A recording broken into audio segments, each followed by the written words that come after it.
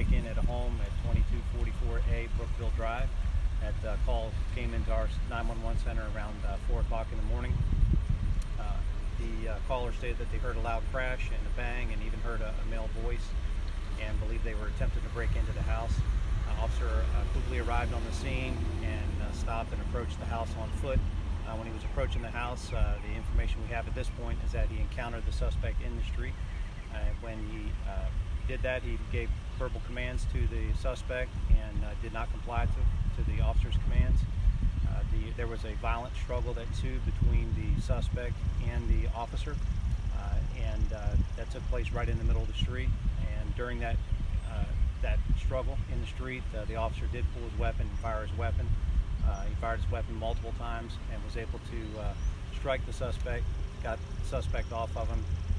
Other officers arrived on the scene, handcuffed him, took the suspect into custody, and immediately began life-saving measures to the suspect that was injured. At that point, EMS was called to the scene, continued the treatment on the scene, but were not able to revive the suspect.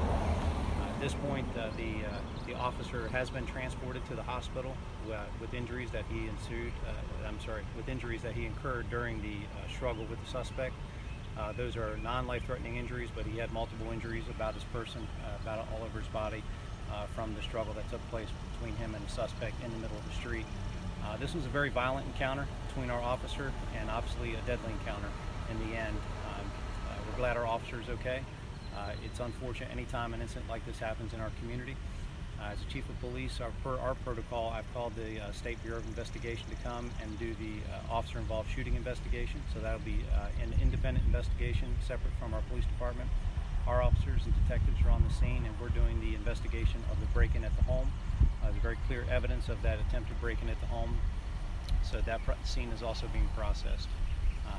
We'll be on scene here for a couple of hours, waiting for a medical examiner and for the forensic investigation to take place here at the scene.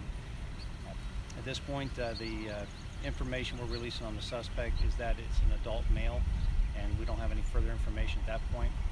This will be an SBI investigation moving forward, and so after this briefing, we will be turning the investigation over to them for any further details that will be released. At this point, our officer has been treated at the hospital and will be released, and we're fortunate for that.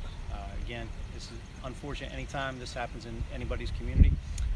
This is it's just a very difficult situation for everybody involved. We have not been able to identify the individual, the suspect in this case yet. He will be identified at some point, and we'll be making family notifications. We will also not be releasing the officer's name at this point, but do intend to release that in the future. Can you tell us the mental state of that officer right now? I've spoken to the officer at the hospital.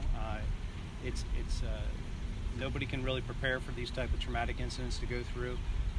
He's in good health, other than his injuries that he received, and he's just fortunate to get through this. What are those injuries? I'm just going to say that he had multiple injuries at this point. He had different abrasions and contusions and things like that all over him from getting in a fight in the middle of the street. Was anyone home at the time of that break-in? Yes. If I wasn't clear about that, the call came into our 911 center from the residents inside the house. So they had heard somebody breaking into their home, glass breaking, heard a male's voice, and immediately called 911 and then hid until the police could arrive. So that's where we gathered some of our information. So at this point, we'll be on scene here for a few hours as we do the forensic analysis of the crime scene, and again, further statements will be released through the State Bureau of Investigation. Thank you.